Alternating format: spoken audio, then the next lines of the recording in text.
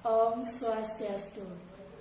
Kami dari kelompok 11 ingin membuka sesi tanya jawab untuk kelompok 6 dan kelompok 7 serta penanya bebas. Untuk si penanya dipersilahkan. Perkenalkan, nama saya Eka Yoga Febriawan, NPM 19321210098. Dari kelompok 6 ingin bertanya, bagaimana peranan kompensasi bagi karyawan dan perusahaan dan apa tujuannya?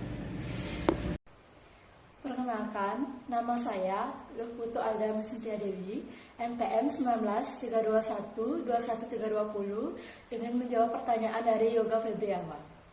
Bagaimana peranan tujuan kompensasi karyawan pada perusahaan?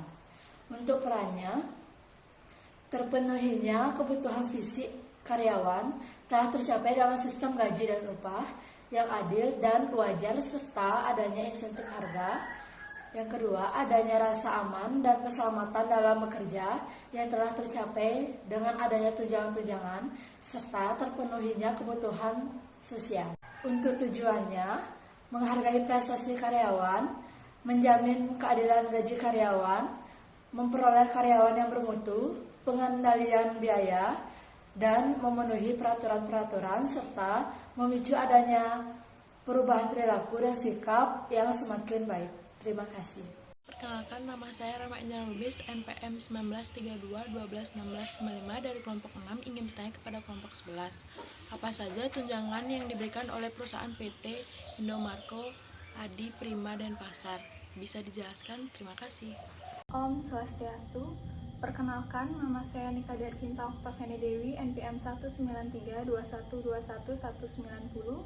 Dari kelompok 11 akan menjawab pertanyaan dari Rahma Angelina Lubis dari kelompok 6. Jawabannya yaitu tunjangan yang dialokasikan oleh PT Indomarko, Adi, Prima, dan Pasar, yaitu adalah insentif masa kerja, uang makan lembur, uang transportasi, biaya lembur pegawai, serta kesehatan. Daftar ini hanya memuat tunjangan tidak tetap karena pemberian tunjangan dikaitkan dengan kehadiran dan diterima secara tetap oleh pekerja menurut satuan waktu, harian, atau bulanan. Terima kasih. Saya Ketua Sukma Radiswari Marsha Devi dengan NPM 19321212373. Saya dari kelompok 6 ingin bertanya kepada kelompok 11 yang mengenai mengapa kompensasi merupakan salah satu bidang manajemen sumber daya manusia yang paling sulit dan paling menantang. Tolong jelaskan. Terima kasih. Di sini saya akan menjawab pertanyaan dari Sukma. Pertanyaannya, kenapa kompensasi SDM itu paling sulit dan menantang? Kompensasi merupakan salah satu bidang manajemen sumber daya manusia yang paling sulit dan menantang karena mengandung banyak unsur dan memiliki dampak yang cukup panjang bagi tujuan strategi organisasi. Jika dikelola secara tepat, kompensasi atau balas jasa dapat membantu organisasi dalam mencapai tujuan-tujuannya dan mendapatkan, memelihara, serta mempertahankan pekerja-pekerja unggul dan produktif. Sehingga dapat ditarik suatu kesimpulan bahwa PT Indomarko, Adi, Prima, dan Pasar melakukan hal yang efektif dikarenakan telah memberikan upah dan gaji kepada karyawan memiliki pada bagian tingkat kesulitan yang akan dihadapi oleh karyawan. Dengan memperhatikan seluruh hal yang dapat meningkatkan motivasi kinerja karyawan, pemberian upah dan gaji yang tinggi akan mempengaruhi bagian kinerja karyawan walaupun tujuan setiap karyawan dalam bekerja tidak akan 100% ditentukan berdasarkan upah dan gaji yang akan diperoleh, akan tetapi secara garis besar upah dan gaji beserta tunjangan akan memberikan semangat bagi seorang karyawan.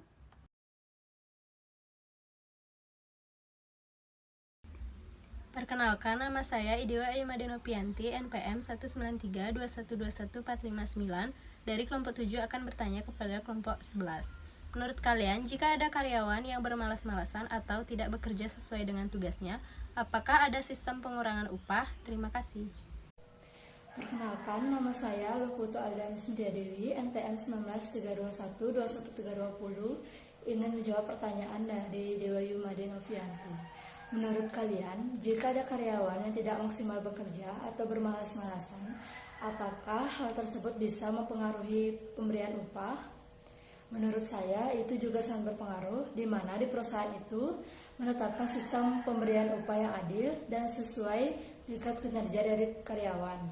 Jika karyawan tersebut tidak dapat memenuhi tugasnya dan tidak mendapatkan kepuasan hasil kerja, maka akan terjadi sistem pengurangan upah. Para manajer akan memberikan tingkat upah sesuai dengan kehadiran, kinerja karyawan, dan kesungguhan dari karyawan tersebut. Terima kasih. Perkenalkan, nama saya Nikade Elisa Lisnayanti, NPM 193212111111 dari kelompok 7 mau bertanya kepada kelompok 11. Di setiap perusahaan pasti selalu ada masalah-masalah yang tidak diinginkan. Salah satunya yaitu masalah keterlambatan pemberian gaji atau upah kepada karyawan. Yang mau saya tanyakan, apakah di perusahaan Indomarko Adi Prima Denpasar pernah terjadi masalah keterlambatan pemberian gaji atau upah kepada karyawan? Dan misalnya kalau pernah, apakah perusahaan pernah diberikan sanksi atas masalah tersebut? Baik, sekian dari pertanyaan saya. Terima kasih.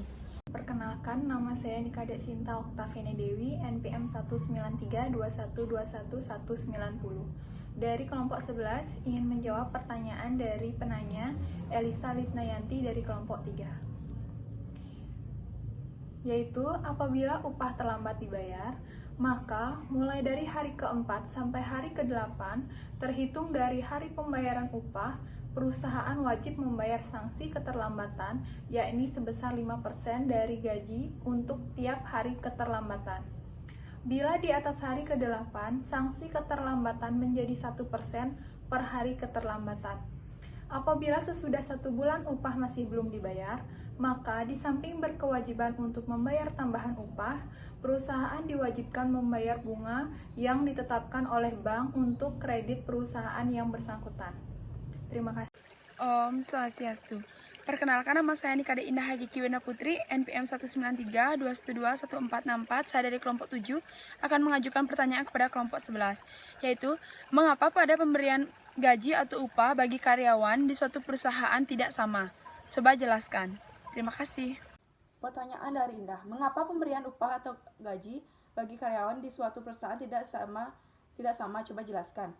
Karena setiap perusahaan memiliki perbedaan dalam bentuk hasil dan tergantung dengan hasil kerjanya serta kualitas karyawan. Seperti jika karyawan memberikan jasanya semaksimal mungkin untuk perusahaan, maka perusahaan akan memberikan upah yang adil dan layak untuk karyawan. Jika sebaliknya karyawan tidak mampu memberikan jasanya semaksimal mungkin untuk perusahaan, maka perusahaan akan memberi gaji yang rendah. Hal ini juga dapat menimbulkan kesukaran dalam pengadaan tenaga kerja yang cakep. Om Swastiastu. Perkenalkan, saya Irma Putri Anggraini, NPM 19321211623 dari kelompok 16 ingin bertanya kepada kelompok 11. Di paper kalian kan sudah tertera mengenai gaji atau upah serta tunjangan. Di sini ada yang saya tanyakan, atas dasar apa para karyawan di PT Indomarko Adi Prima ini mendapatkan upah? Tolong berikan penjelasannya. Terima kasih. Perkenalkan, nama saya Luhutu Aldamisnya Dewi, NPM 19321211320, yang menjawab pertanyaan dari Irma Putri Anggraini. Atas dasar apa PT Indomarko Adi Prima Denpasar mendapatkan upah? Karyawan di PT Indomarko Adi Prima Denpasar ini menerima upah dilihat dari bagaimana tingkat kesulitan yang dihadapinya. Hal ini juga dapat mempengaruhi kinerja para karyawan serta upah yang didapat berdasarkan target penjualan yang ditentukan oleh pemimpin puncak. Terima kasih. Selamat pagi, terima kasih atas waktu yang diberikan. Perkenalkan, nama saya Putu Diah Purnamayanti, NPM 19321211090 dari kelompok 3, ingin bertanya kepada kelompok 11. Nah, pada paper kelompok 11 dijelaskan tentang tunjangan kesehatan.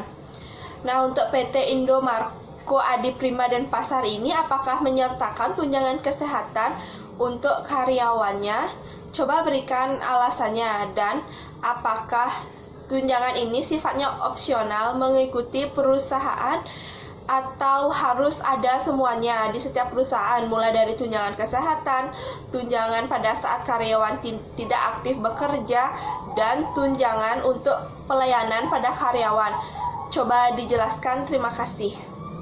Perkenalkan, nama saya Nikade Sinta Oktaviani Dewi, NPM 19321211190 dari kelompok 11 akan menjawab pertanyaan dari penanya bebas Diah Purnamayanti kelompok 3.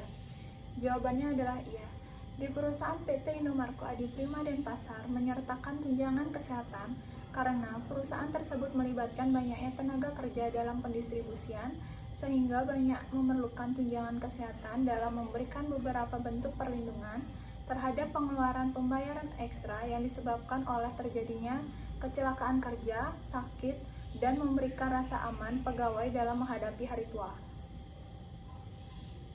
Tunjangan ini bersifat tidak opsional karena di perusahaan PT Indomarko Adiprima Denpasar menerapkan peraturan Undang-Undang Nomor 24 Tahun 2011 tentang penyelenggaraan jaminan sosial yang dibuat oleh pemerintah Indonesia. Dengan adanya undang-undang ini bahwa sistem jaminan sosial nasional merupakan program negara yang bertujuan untuk memberikan kepastian perlindungan dan kesejahteraan sosial bagi seluruh rakyat. Perlindungan bagi tenaga kerja dalam bentuk santunan berupa uang sebagai pengganti sebagian dari penghasilan yang telah hilang atau berkurang, dan pelayanan sebagai akibat peristiwa atau keadaan yang dialami oleh tenaga kerja berupa kecelakaan kerja, sakit, hamil, hari tua, dan meninggal. Baik, perkenalkan, nama saya Niluh Nyoman Intan Purnama Dewi, NPM 1932121134 dari kelompok 1, ingin bertanya ke kelompok 11. Jika biasanya karyawan menerima kenaikan gaji selama 2 tahun sekali, misalnya yang diambil dari tahun 2019 dan 2020, di mana tahun tersebut terjadinya pandemi COVID-19. Apakah di masa pandemi COVID-19 yang terjadi sekarang ini mempengaruhi hal tersebut? Terima kasih. Baik, selanjutnya saya akan menjawab pertanyaan dari Intan. Pertanyaannya, jika biasanya karyawan menerima kenaikan gaji selama 2 tahun sekali, misalnya yang diambil dari tahun 2019 dan 2021, di mana tahun tersebut terjadi pandemi COVID-19. Apakah masa pandemi COVID-19 yang terjadi sekarang mempengaruhi hal tersebut? Perusahaan tidak melakukan kenaikan gaji karyawan di masa pandemi COVID-19 ini. Ini semua agar perusahaan tidak melakukan PHK ataupun pemotongan gaji terhadap karyawan yang bekerja. Perusahaan memanfaatkan inisiatif, manfaat, dan penghargaan lain untuk membantu mempertahankan posisi pekerja terbaik mereka. Dengan meningkatkan ekspektasi kebutuhan pekerja terhadap dukungan emosional dan program sosial, jika THR perusahaan biasanya memberikan kompensasi terhadap karyawan seperti pada Hari Raya Keagamaan.